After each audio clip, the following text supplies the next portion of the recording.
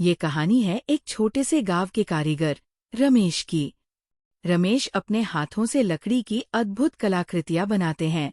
उनकी हर एक कला में उनका दिल, मेहनत और प्यार झलकता है। लेकिन उनकी कहानी केवल खूबसूरत कलाकृतियों की नहीं है, ये संघर्ष और सपनों के पीछे भागने की भी है। रमेश का एक छोटा सा परिवार है और उनके परिवार की रोजी रोटी इस कला पर निर्भर करती है।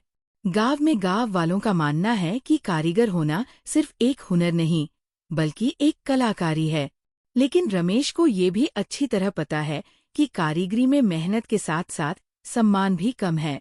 अक्सर लोग उनकी कला को नहीं समझते और उन्हें केवल एक साधारण श्रमिक के रूप में देखते हैं। यदि आप भी रमेश जैसे कारीगरों की कला को समझते हैं और इसे दुनिया तक पहुंचाना चाहते हैं, तो हमारे साथ जुड़े। हमारी वेबसाइट इंडियन क्राफ्ट हब पर जाएं और हमारी कला का समर्थन करें।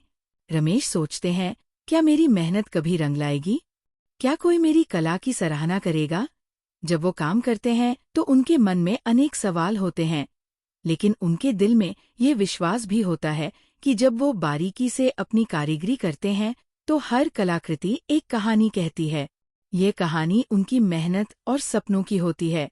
एक दिन एक प्रसिद्ध कलाकार उनके गांव आया। उसने रमेश की मेहनत और कला को देखा और उसकी सराहना की।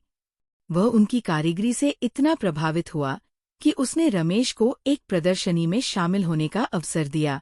इसने रमेश को नया आत्मविश्वास दिया।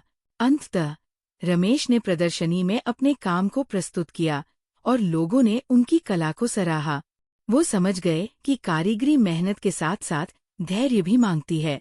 अब वे केवल एक कारीगर नहीं, बल्कि अपने गांव के लिए एक प्रेरणा बन गए हैं।